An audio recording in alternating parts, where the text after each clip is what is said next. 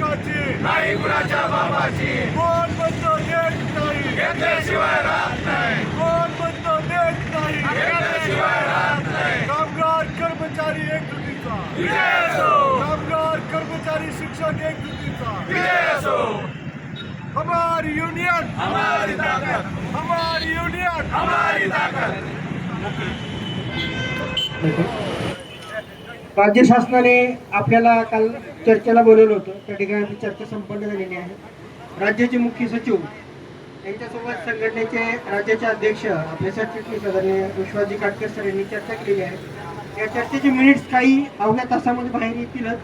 ते मिनिट्स आल्यानंतर काल चर्चा झाल्यानंतर आदरणीय मुख्यमंत्र्यांसोबत राज्याचे मुख्य सचिव आणि मुख्यमंत्री साहेब यांच्यामध्ये चर्चा होऊन ते मिनिट्स आज पब्लिश होणार होते.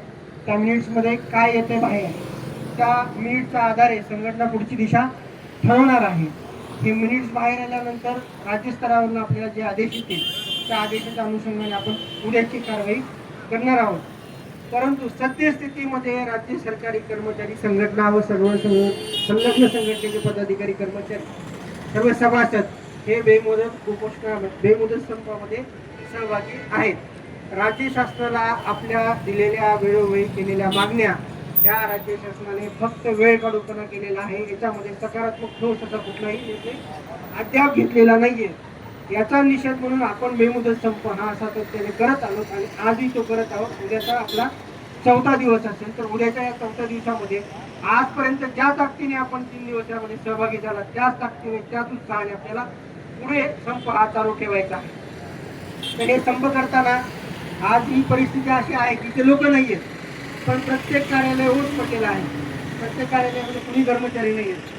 मी कोषागाराचं सांगतो, राज्याचा कार्याध्यक्ष म्हणून सांगतो की माझ्या महाराष्ट्रातल्या 36 ट्रेझरी आणि 358 उपकोषागार कार्यालय आणि मुंबईतलं पीओ ऑफिस हे 100% बंद आहे. वित्त विभागाचे पूर्णपणे ना आम्ही या ठिकाणी बंद केलेले आहे. जिल्ह्यामध्ये सुद्धा बीड जिल्हा कोषागार कार्यालय, अधीनस्थ 10 उपकोषागार कार्यालय, गट कचे कर्मचारी कुणीही कामावरती नाही. गट कचे कर्मचारी कामावर नसतील तर कुठलाही कार्यालय चालत नाही. तसं माझं कोषागार सुद्धा 100% बंद आहे. इतर संलग्न संघटनेच्या सर्व पदाधिकाऱ्यांना माझी विनंती आहे की आपण सुद्धा आपल्या कार्यालयातील कर्मचारी कामावर जाणार नाही, संपात सहभागी होतील. याबद्दल आज आणि उद्याचा दिवस दक्ष राहायचं. राज्य शासनाबरोबर आपली सकारात्मक चर्चा चालू आहे.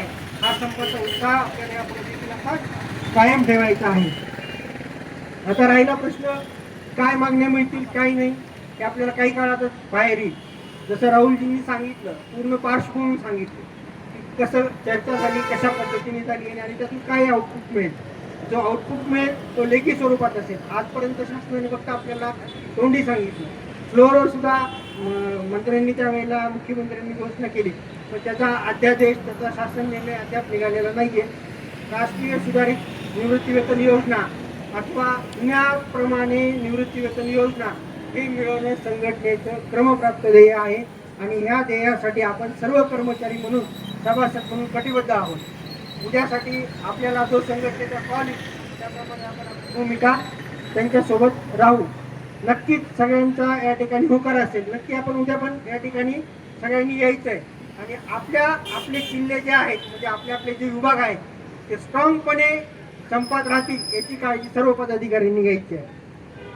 याच्यामध्ये कुणाला काही शंका? ठीक आहे, मग उद्या आपण सकाळी पुन्हा 10 वाजता या ठिकाणी जमूया. आजचा दिवस जो आहे धरणे आपले बेमुदत संपाचं धरणे आजचा हा या ठिकाणी समारोप मी या ठिकाणी करतो आणि उद्या सकाळी सर्वांनी 10 वाजता यायचंय, दक्ष राहायचंय.